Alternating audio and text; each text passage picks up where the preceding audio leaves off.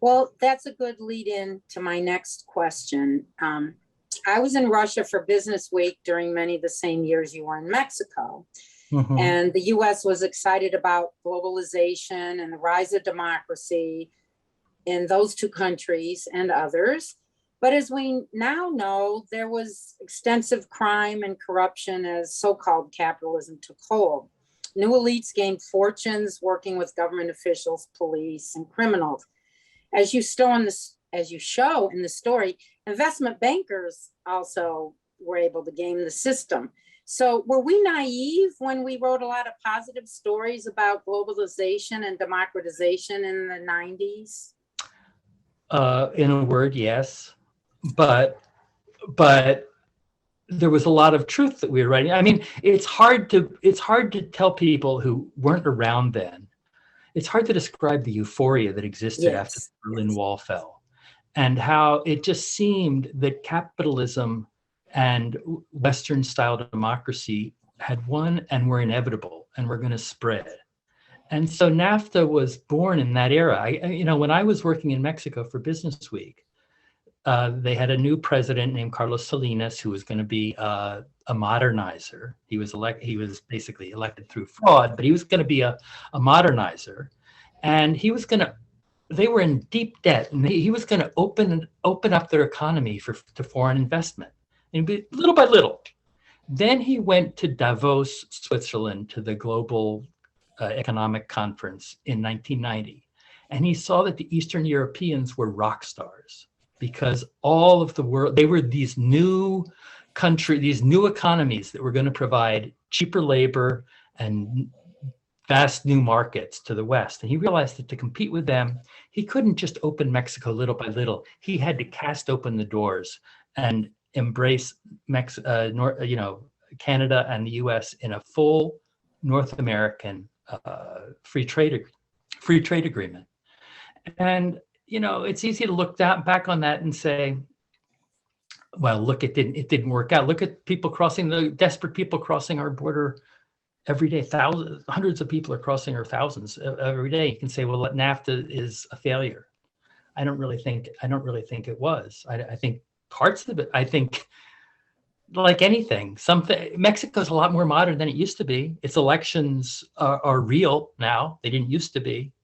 There's a middle class in Mexico that's much bigger than it used to be. So we bought the we bought the vision, and a lot of it didn't come true, but some of it did.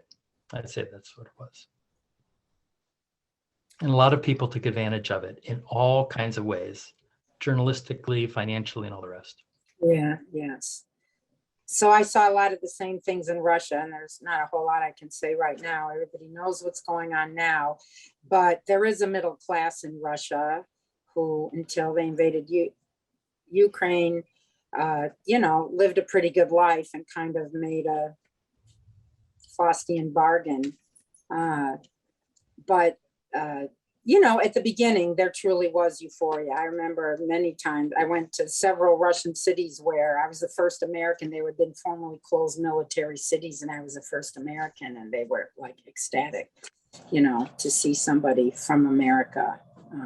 Well, just to emphasize the euphoria that was happening back then with regards to Mexico. First of all, the world as we saw it back then, we were getting crushed by Japanese imports. The Japanese had a much more modern and efficient industrial base than we did, and they were killing us in cars especially. And the way many people saw the world was it was going to divide into three global regions. There was going to be the Japan-China region where Japan was going to use China for cheap labor. We didn't really see China this was right after Tiananmen Square. I don't think people saw China becoming an economic superstar right away. And then there was Europe, where Western Europe was going to have Eastern Europe for labor and an expanding market, and the United States to compete and Canada. We're going to team up with Mexico, and it seemed to follow a pattern that we'd already seen. If you look at it from the point of sort of economic determinism, then after our Civil War, the whole time of Jim Crow in the South, the South, the former Confederate states in our country were an underdeveloped country. They didn't really have rule of law as we appreciate it, as we hope it will be. They had a corrupt one-party system. It was a small elite with a vast underclass that didn't have basic rights. And so when Latin Americans look at William Garcia Marquez, and these Latin American writers look at William Faulkner as a fellow Latin American writer, because he's writing about that. So after the civil rights movement in the United States, when Northern law was extended south, Northern industry followed. Air conditioning helped too. Northern industry followed, and the South became a dynamic part of the modern industrial economy of ours. And the hope was that this march would continue into Mexico. That was the big vision.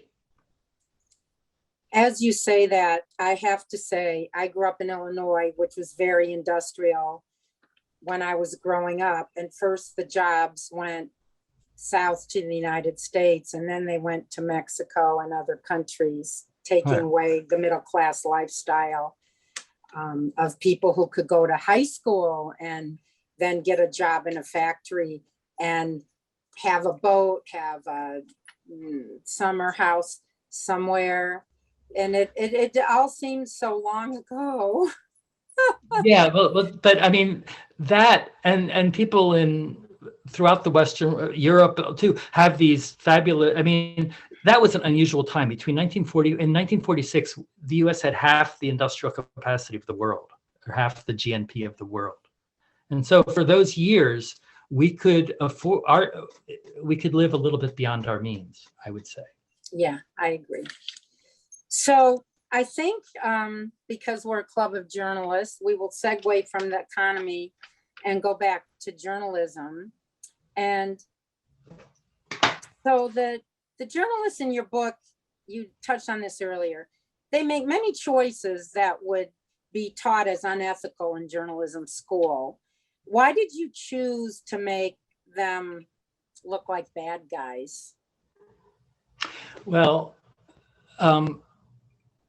first of all, I didn't set out to write this book sort of about journalists and about journalism. Journalism is the story in this book, and it's a lot more interesting if people get into trouble, right? If people have a lie and they've built upon that lie, and then they're caught on that lie, it makes for all kinds of interesting conflict. And so that's what I was much more interested in conflict and storytelling than I was about journalism, frankly. I mean, journalism's really fun, and but part of the reason it's fun is because you have these relationships in a newsroom, and everybody has these embarrassing things in their past and areas where they kind of skated over thin ice, journalistically speaking. And I think it's more interesting where people skate over thin ice and crash. So that's what happens.